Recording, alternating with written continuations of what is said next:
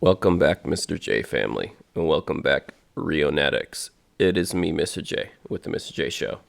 And today, my friends, yes, we're going back to the REO brothers because I've been showing so much love to so many other Filipino artists that I didn't forget about them. I've had the tab. I'll show you right here.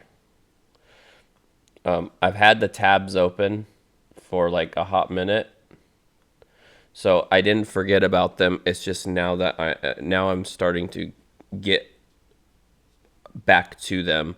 I just didn't want the Reonatics who subscribed to me to think that I was just gonna do a couple like reviews and then move on. That's not how I do business. That's not how I run my show. If I commit to an artist or a band or a group or whatever, I commit to it. So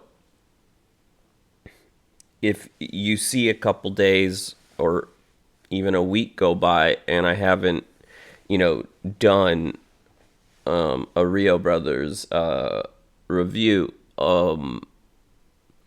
don't think that I've given up on the Reonatics, because that's definitely not the case. It's just there's so much stuff that people ask me to watch, and it's sometimes hard to juggle all of them because I don't just cover the Philippines. I cover artists. Probably, I think I'm up to like probably 36, 37, almost 40 artists that I cover from like 8 different countries. So I try to get to everyone. I always do end up getting to everyone. It's just sometimes I have to do them in cycles. Do you know what I mean? So don't get too frustrated with me. I apologize that it's taken me so long to get back to the Rio brothers, but like I said, I've had the tabs open. And as you saw, I have like a billion tabs open up here. Like all of these little red dots are tabs that I need to get to. But anyways, with that said, like, comment, share, subscribe, turn on post notifications, hit that super thanks button, join Patreon if you want to help support the show. And like always, Reonatics, thank you for watching, and let's get it. Oh, Sound of Sight. I like this song. I'm excited to see what they do with it. Hello, darkness, my old friend. Is that the right song? Anyways,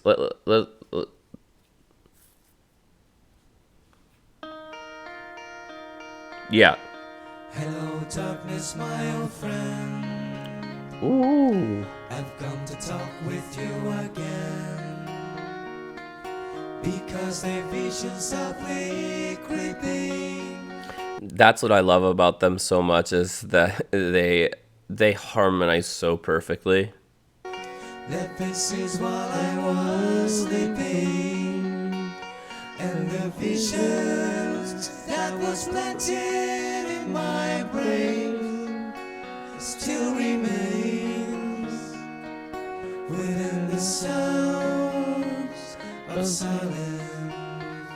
Wow. In restless dreams I walk alone, narrow streets of cobblestone.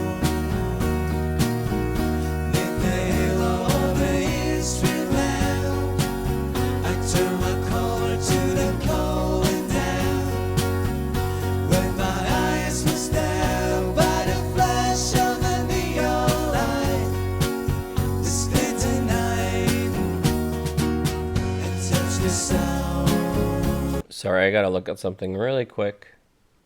I was gonna say, yeah. I was like, this looks very old. Yeah, it's like 5 years old. I just wanted to check and make sure I wasn't making that up.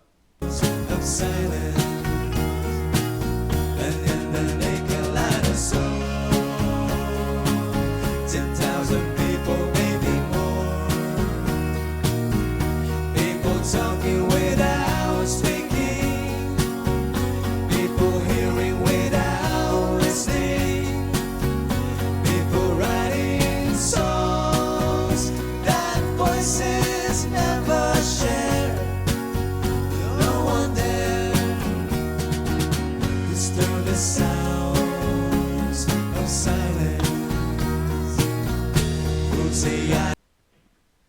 One. Wait. Yeah. One, two, three, four, five. Does he have it on capo six? Interesting. do not know. Ooh. Silence like the cancer grows. Hear my words that I might teach you. Take my arms that I might reach you. But my words, like silence, raindrops fell. Echo the wells of silence. And the people bow to pray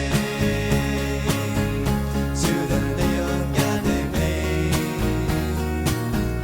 And the sign flash out his warning, and the words that it was for me, and the signs of the words of the prophets are written on the subway walls, in tenement halls, whispered the sounds of silence.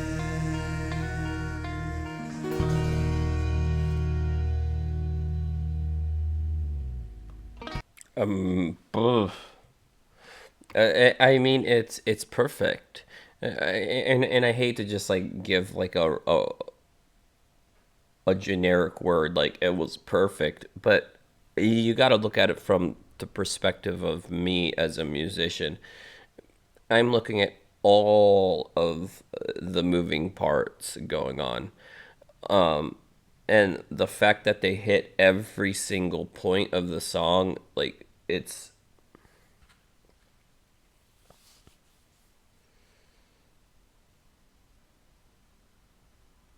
yeah, it's perfect. This particular song, and I'm also noticing a trend with them that they're really, really good at keeping to the original arrangement, and that's awesome. Because sure, changing up the original arrangement is sometimes really good, but you have to do it very, very good and in a very specific way in order for it to work. Because then you make people, I don't know, people get emotional about changing arrangements if they're not done in a certain way because it changes the whole essence of the song. Whereas the Rio brothers, it seems to me, so far anyways, that they try to keep as close to the original arrangement as possible in order to keep that continuity.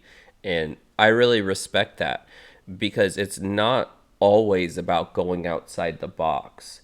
At the end of the day, it's only based on, do you play your instruments well? Absolutely, yes, they do. Are all of the different instruments in sync on point? Absolutely. Because I'll point out if someone makes a mistake, I'll point it out, but I won't like be like, "Oh, well how dare they?" I'll just be like, "Oh, well that happened." And then I'll say something usually like, "But stuff like that happens all the time." Like take for example, I was watching Mission Souls one day, and all of a sudden, Nisha's guitar became out of tune, and she had to on the fly tune the guitar, and it wasn't anything that she did. It's just something that happens and this is just in the perspective of or the context of a guitar, okay? When you tune a guitar, depending on the age of the strings, if they're new or even if they're older, that string is going to continue to stretch.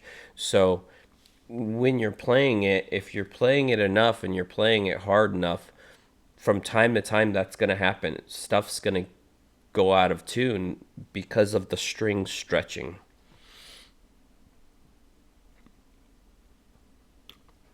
My point is I have never seen these boys make a mistake yet, or even a little hiccup. It's always on point and it's always perfect. And I hope I'm not gonna eat those words, but it seems like they're just always on point, and that's what I really like about them. And and I know I say this all the time about them, but their harmonies are just beautiful. The brothers know each other so good that they know exactly where each one's strength is, depending on how high or low in the harmony it needs to be when they're singing. And that cohesion that they have as brothers, it seems like it's very, very important because it's like a well oiled machine. And that's what I really like about them. And they're very, very consistent. And to be this consistent on a whole range of different bands, like going from the Beatles to the Bee Gees to Simon and Garfunkel, like just moving around the genre is such an amazing but also very incredibly hard thing to do, and the preciseness that they have on their perspective instruments and also their voices is just like triple A, like awesome music, like god tier musicians. So that's what I really enjoy about them. But anyways, Rio and Addicts, let me know what you think in the comments. Like, comment, share, subscribe, turn on post notifications, hit that super thanks button. Join Patreon if you want to help support the show. And oh, like always, thank you for watching Rio and Addicts, and I will see you in the next one. Peace.